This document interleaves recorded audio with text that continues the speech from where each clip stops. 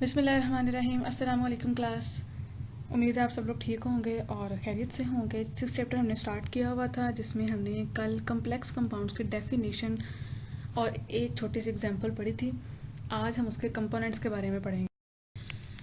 सबसे पहले ये कि कम्प्लेक्स कंपाउंड्स के जो कंपोनेंट्स हैं ये शॉर्ट क्वेश्चंस में आएंगे आपको, ठीक है। लॉन्ग क्वेश्चन भी आ सकता है, शॉर्ट क्वेश्चन ज़्यादातर आता है इसमें से। आपने इसमें करना क्या है कि आपने इसकी डेफिनेशन विद एटलीस्ट 2 एग्जांपल्स लाजमी लिखनी है, ठीक है। कोई भी टर्म है, कोई भी डेफिनेशन आपको आती है इसकी, तो आपने उसकी डेफिनेशन के साथ 2 एग्जांपल्स लाजमी तौर पे लिखनी है। कल हमने एक जनरल सा कंपाउंड पढ़ा था, आज हम पढ़ते हैं कि कम्प्लेक्स कंपाउंड्स होते क्या हैं और उनके कंपोनेंट्स क्या होते हैं, ठीक है। सबसे पहले हम बात करते हैं सेंट्रल मेटल आयन की कि सेंट्रल मेटल आयन क्या होता है। आपने डेफिनेशन विद 2 एग्जांपल्स याद करनी है। कोई भी मेटल एटम और आयन, ठीक है, ट्रांजिशन एलिमेंट हो वो, जब उसको नंबर ऑफ लिगेंड्स सराउंड करते हैं, ठीक है, उसको हम कहते हैं सेंट्रल मेटल एटम। यानी कि कम्प्लेक्स कंपाउंड के अंदर वो ट्रांजिशन एलिमेंट, वो मेटल एटम, वो आयन जिसको लिगेंड्स ने सराउंड किया हुआ है, ठीक है, वो क्या है हमारे पास सेंट्रल मेटल आयन। एग्जाम्पल आपके सामने 2 कम्प्लेक्स कंपाउंड्स लिखे हुए हैं और मैंने आपको कहा कि कौन से होना चाहिए, ट्रांजिशन एलिमेंट होना चाहिए, और दूसरी बात क्या है कि मेटल एटम या आयन हो। तो जो 2 एग्जांपल्स हैं हमारे सामने, इनमें आप देखें स्क्वायर ब्रैकेट्स के अंदर पहली वाली में जो हमारे पास आयरन है वो है सेंट्रल मेटल आयन, और दूसरी वाली में हमारे पास सिल्वर है, ठीक है। जब हम देखते हैं कि ये आयन के फॉर्म में किस तरह से है, Fe+2 और Ag+1 की फॉर्म में है, ये हमारे पास कटाइन है यानी कि, और ये क्या है हमारे पास सेंट्रल मेटल आयन है। अब लिगेंड्स क्या होते हैं, हमने ऊपर वाले डेफिनेशन में ये पढ़ा कि ट्रांजिशन मेटल एटम या आयन को जिन्होंने सराउंड किया हुआ है वो लिगेंड्स हैं। बेसिकली लिगेंड्स क्या होते हैं, लिगेंड्स एटम्स हैं या आयंस हैं या न्यूट्रल मॉलिक्यूल्स हैं, और ये क्या करेंगे, ये सेंट्रल मेटल एटम को या आयन को सराउंड करते हैं। क्यों सराउंड करते हैं, ये सेंट्रल मेटल एटम और आयन को इलेक्ट्रॉन पेयर्स डोनेट करते हैं, ठीक है। इनको हम कहते हैं लिगेंड्स, यानी कि एटम्स, आयंस या मॉलिक्यूल्स। वो आयंस, वो एटम्स, वो मॉलिक्यूल्स जो सेंट्रल मेटल एटम को सराउंड करके उसको इलेक्ट्रॉन पेयर्स डोनेट करेंगे, उनको हम कहते हैं लिगेंड्स। और लिगेंड्स जो हैं वो न्यूट्रल मॉलिक्यूल्स भी हो सकते हैं और अनाइंस भी हो सकते हैं। एग्जांपल्स वही 2 आपके सामने हैं। इनमें लिगेंड्स क्या हैं, 2 कम्प्लेक्स कंपाउंड चल रहे हैं। ऊपर हमने पढ़ा कि आयरन और सिल्वर जो थे वो सेंट्रल मेटल एटम थे। अब देखते हैं कि इनमें लिगेंड्स कौन से हैं। पहली वाली में हमारे पास जो है वो साइनाइड लिगेंड है और दूसरी वाली में अमोनिया है। अमोनिया क्या है, न्यूट्रल लिगेंड है, और साइनाइड क्या है, अनायनिक लिगेंड है। आपके सामने भी अमोनिया पे कोई चार्ज नहीं है और साइनाइड पे जो है वो -1 चार्ज है। अच्छा, अब मोनोडेंटेट लिगेंड और बाइडेंटेट लिगेंड, ये टर्म्स क्या होती हैं। Mono means 1, by means 2। Monodentate means वो लिगेंड्स जिनके पास सिंगल डोनर एटम होगा उनको हम मोनोडेंटेट लिगेंड कहते हैं, जैसे हमारे पास साइनाइड और अमोनिया थी। लेकिन ऐसे लिगेंड्स जिनके पास 2 डोनर एटम्स होंगे उनको हम कहेंगे बाइडेंटेट लिगेंड्स। एग्जाम्पल आपके सामने है ऑक्सालेट आयन की। देखें ऑक्सालेट आयन में 2 ऑक्सीजन एटम ऐसे हैं जिनके ऊपर नेगेटिव चार्ज है, और ये दोनों जो हैं वो इलेक्ट्रॉन को डोनेट कर सकती हैं, यानी कि 2 डोनर साइट्स हैं, 2 डोनर एटम्स हैं, तो ये क्या है, बाइडेंटेट लिगेंड। लेकिन अगर एक डोनर साइट होगी, एक डोनर एटम होगा, तो वो होगा मोनोडेंटेट लिगेंड। ऑक्सालेट आयन क्या है, बाइडेंटेट लिगेंड है, और जब ये मेटल आयन के साथ कोऑर्डिनेशन करता है तो वो किस तरह से करता है, अपने इन दोनों ऑक्सीजन एटम की मदद से जिनके ऊपर क्या है, नेगेटिव चार्ज है। नेक्स्ट आपके पास टर्म है कोऑर्डिनेशन नंबर की। कोऑर्डिनेशन नंबर क्या होता है, ठीक है, number of lone pairs of electrons provided by the ligands to the central metal atom और आयन।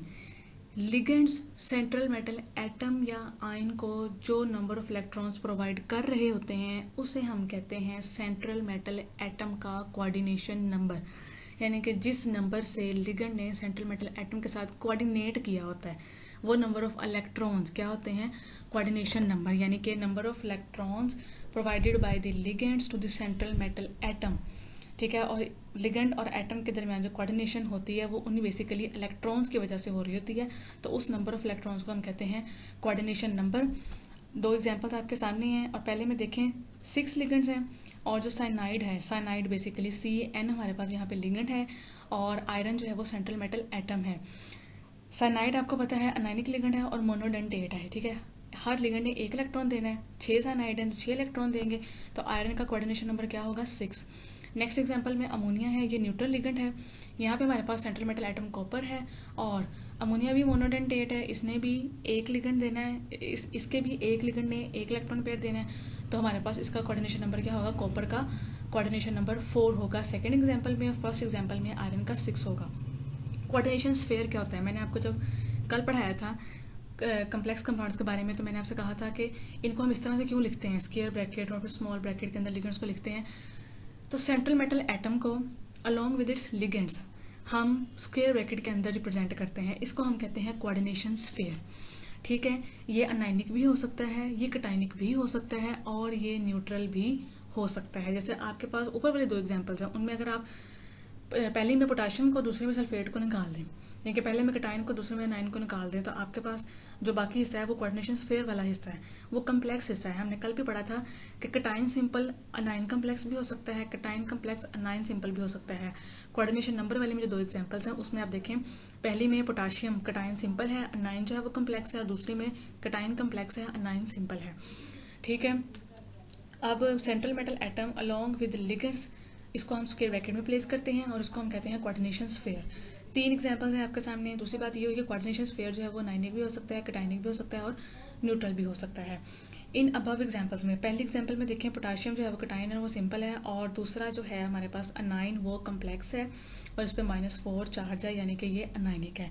दूसरी एग्जांपल में हमारे पास सल्फेट सिंपल अनाइन है और कटाइन जो है वो कम्प्लेक्स है, इस पर +2 चार्ज है, कटायनिक हुआ यानी कि कोऑर्डिनेशन स्फीयर। और आप देखें थर्ड एग्जांपल जो है वो उसमें हमारे पास जो कम्प्लेक्स है वो न्यूट्रल है, तो ये न्यूट्रल भी हो सकते हैं, कटायनिक भी हो सकते हैं, और अनायनिक भी हो सकते हैं। नेक्स्ट स्टेप है हमारे पास charge on the coordination sphere. आपने चार्ज ऑन कोऑर्डिनेशन स्फीयर को कोऑर्डिनेशन नंबर के साथ जो है वो मिक्स नहीं करना। कोऑर्डिनेशन नंबर था number of electrons provided by the ligand to the central metal atom और ion. Charge on coordination sphere क्या है कि पूरा जो कोऑर्डिनेशन स्फीयर है उस पर जो टोटल चार्ज होगा, और वो टोटल चार्ज किस तरह का होगा, अलजेब्रिक सम होगा। आपको पता है कि अलजेब्रिक सम क्या होता है, जो हम करते हैं कि प्लस माइनस माइनस, लेकिन साइन वो वाला आएगा जो बड़ी वैल्यू के साथ होगा। ठीक है, तो टोटल चार्ज जो कोऑर्डिनेशन स्फीयर के ऊपर होता है वो क्या होता है, वो अलजेब्रिक सम होता है of the charges present on the central metal ion and the total charge on the ligand. इसका मतलब क्या है कि आपके पास जो भी कम्प्लेक्स है, चाहे वो कटायनिक कम्प्लेक्स है, चाहे वो अनायनिक कम्प्लेक्स है, चाहे वो न्यूट्रल है, आपकी जो सेंट्रल मेटल एटम या आयन है, ठीक है, उसके ऊपर जो चार्ज है वो, और जो लिगेंड्स के ऊपर टोटल चार्ज है। इससे क्या मुराद है टोटल चार्ज से, आपको मैं एग्जांपल से समझाती हूँ। जैसे आपके सामने साइनाइड है, एक साइनाइड 1 इलेक्ट्रॉन देता है। टोटल चार्ज ऑन लिगेंड का मतलब क्या है कि अगर 6 साइनाइड हैं तो 6 के 6 साइनाइड 1 इलेक्ट्रॉन देंगे, तो टोटल चार्ज कितना हुआ लिगेंड का 6, यानी कि 1 साइनाइड 1 इलेक्ट्रॉन, 6 साइनाइड 6 इलेक्ट्रॉन। तो ये इसे कहते हैं total charge on the ligands. ये total charge on the ligands plus हमारे पास जो सेंट्रल मेटल आयन के ऊपर चार्ज होगा उसका जो अलजेब्रिक सम होगा वो होता है हमारे पास charge on the coordination sphere.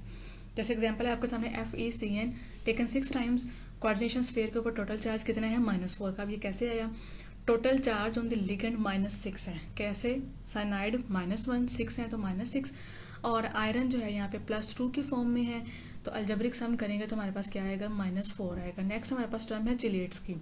Chelates क्या होते हैं, हमने पढ़ा मोनोडेंटेट लिगेंड के बारे में, बाइडेंटेट लिगेंड के बारे में। अच्छा, अगर आपको लिगेंड की डेफिनेशन आती है, साथ वो पूछते हैं किस तरह के लिगेंड्स होते हैं, आपने कहना 3 तरह के होते हैं, मोनोडेंटेट, बाइडेंटेट, उन दोनों के एग्जाम्पल, और फिर आपने कहना पॉलीडेंटेट। पॉलीडेंटेट वो होता है जो मैनी इलेक्ट्रॉन्स को डोनेट कर सकता हो।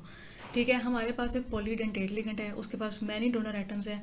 जब उस पॉलीडेंटेट लिगेंड के तमाम डोनर एटम्स एक ही मेटल आयन के साथ कोऑर्डिनेट हो जाएं, तो जो कम्प्लेक्स कंपाउंड बनता है उसको हम कहते हैं चिलेट्स। बनने वाले कम्प्लेक्स कंपाउंड में एक या एक से ज़्यादा रिंग होते हैं उसके स्ट्रक्चर में, यानी कि जब उसके हम स्ट्रक्चर को ड्रा करते हैं तो उसके अंदर रिंग्स बनते हैं, इसलिए इसको हम चिलेट कहते हैं। मेटल चिलेट्स होते हैं वो स्टेबल मेटल कम्प्लेक्सेस कहलाते हैं क्योंकि वो स्टेबल होते हैं। ठीक है, चिलेट्स की डेफिनेशन क्या है कि पॉलीडेंटेट लिगेंड, पॉली मीन्स उनके पास मैनी डोनर एटम्स हैं, उसके बाद सब सारे डोनर एटम्स एक ही मेटल एटम के साथ कोऑर्डिनेट हो जाएं तो बनने वाले कंपाउंड को हम कहते हैं चिलेट।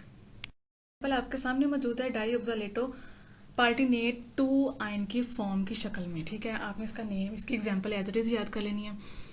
कम्प्लेक्स कंपाउंड्स का जो नोमेनक्लेचर है ना, ये हम रेगुलर क्लासेस में पढ़ेंगे ताकि हमें अच्छी तरह इसकी समझ आ सके।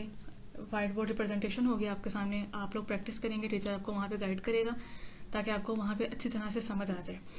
अब होगा क्या, इसके अंदर क्या होगा कि 2 ऑक्सालेटो लिगेंड्स थे हमारे पास, और वो दोनों क्या है, बाइडेंटेट लिगेंड। आपने ऑक्सालेट आयन के अंदर पढ़ा था कि वो क्या होता है, बाइडेंटेट लिगेंड होता है, उसके पास 2 डोनर एटम्स थे, वो प्लाटिनियम +2 आयन के साथ कोऑर्डिनेट हो गए और हमारे पास बनने वाला कम्प्लेक्स बॉन्ड क्या बना, डाई ऑक्सालेटो प्लाटिनेट, और जो ब्रैकेट में 2 है ये बेसिकली प्लाटिनियम मेटल का चार्ज है, हमें ये आयन मिलता है।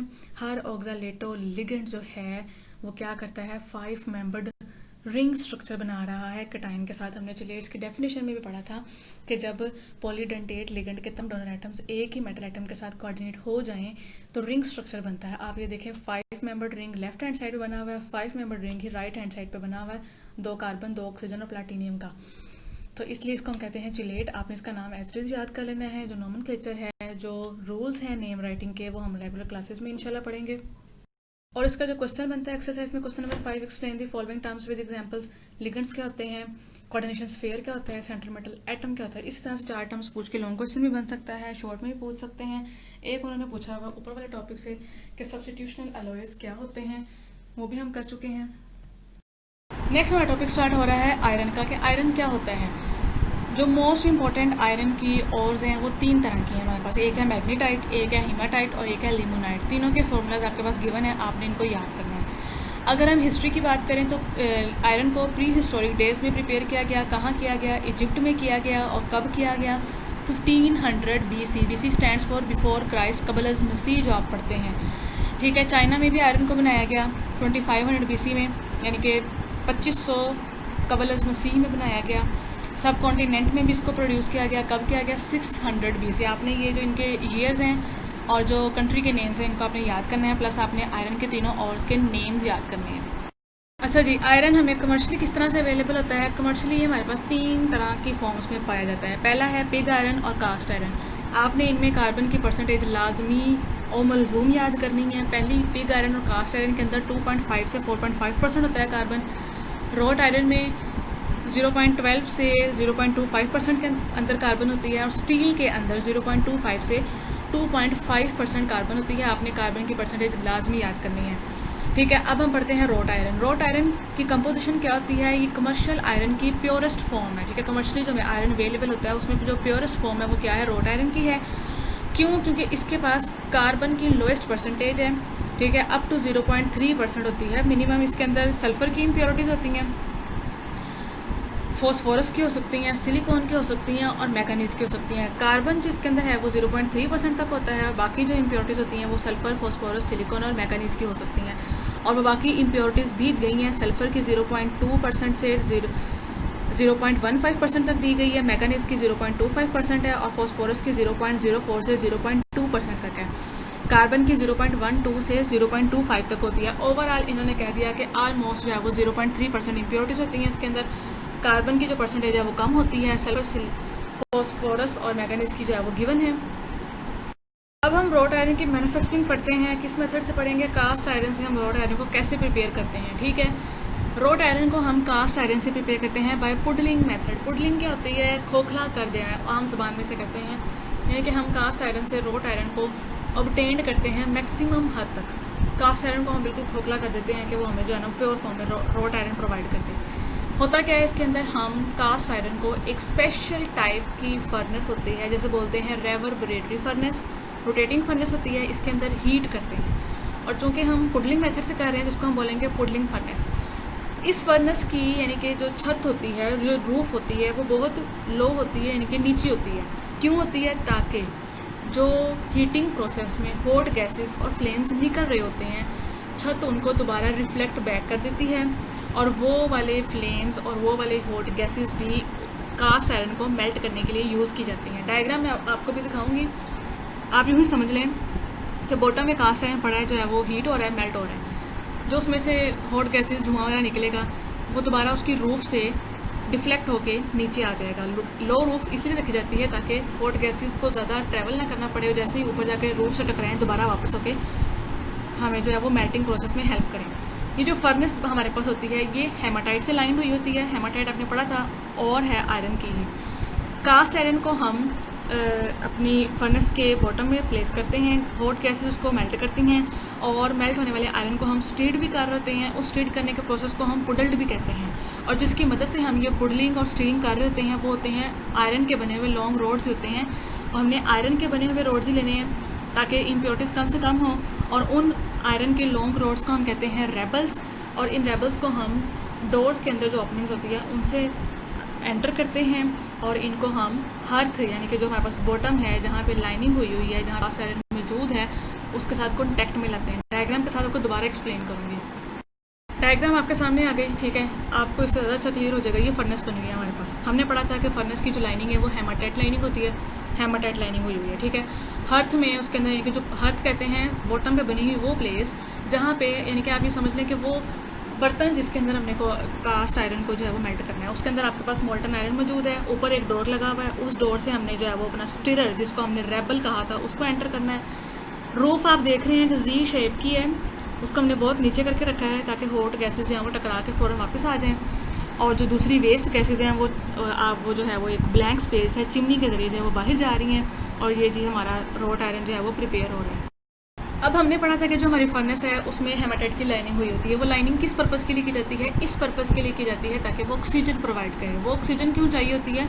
वो ऑक्सीजन जो है वो ऑक्सीडेशन के प्रोसेस के लिए चाहिए होती है, ठीक है। ये oxygen carbon, sulphur, silicon, manganese और फॉस्फोरस, ठीक है, जो इम्प्योरिटीज़ प्रेजेंट होती हैं कास्ट आयरन के अंदर, उन इम्प्योरिटीज़ के ऑक्साइड्स बनाती है बाय ऑक्सीडेशन प्रोसेस, ठीक है। हेमाटाइट की लाइनिंग क्यों है? ताकि वो ऑक्सीजन दे। ऑक्सीजन क्यों चाहिए? ताकि ऑक्सीडेशन हो सके इम्प्योरिटीज़ की। इम्प्योरिटीज़ कौन कौन सी हैं? Carbon, sulphur, silicon, manganese and phosphorus.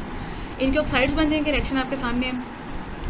अब वो कहते हैं जो कार्बन और सल्फर के ऑक्साइड्स होते हैं ना, ये वोलेटाइल होते हैं, हाई टेम्परेचर पे ये वेपर्स की फॉर्म में जो है वो स्केप कर जाते हैं। लेकिन सिलिकॉन, फॉस्फोरस और जो मैंगनीज के ऑक्साइड्स होंगे ये क्या करेंगे? ये स्लैग बनाएंगे, ठीक है, झाग की तरह का मटीरियल सा बना देते हैं। आपके सामने रिएक्शन इनके मौजूद हैं, और जिनकी स्लैग बन रही है उनके आगे स्लैग लिखा गया है, और जो वोलेटाइल हैं वो स्केप कर जाएंगे हाई टेम्परेचर पे। लास्ट पे क्या होता है कि जो इम्प्योरिटीज़ को जब हम रिमूव कर देते हैं, जब हम स्लैग को भी रिमूव कर देते हैं और अदर इम्प्योरिटीज़ जब वेपर की फॉर्म में रिमूव हो जाती हैं, तो जो हमारे जो मेटल बन रही होती है उसका मेल्टिंग पॉइंट मज़ीद बढ़ जाता है, और वो क्या बन जाता है? सेमी सॉलिड किस्म का एक मैस बन जाता है।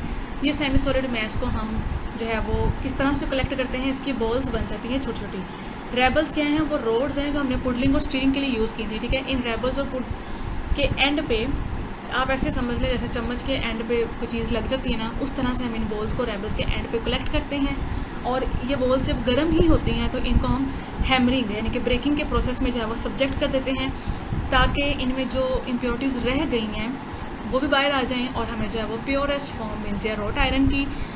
रोट आयरन की हमने मैन्युफैक्चरिंग पढ़ी, कम्प्लेक्स कंपाउंड्स के हमने जो है वो कंपोनेंट्स पढ़े। क्वेश्चन नंबर 5 की एक्सरसाइज का आज के दिन जो हमने पढ़ा ये आपके सामने है। इसी किस्म की आपको कोई टर्म या कोई बात जो है वो समझ नहीं आती, आप उसको इजीली पूछ सकते हैं। कोशिश किया करें डेली का लेक्चर डेली पढ़ के डेली पूछ लिया करें, साथ साथ कन्फ्यूजन्स को क्लियर करें, और आपने इसको लाजमी तौर पर याद भी करना है। इंशाल्लाह कल मुलाकात होगी। अल्लाह हाफिज़।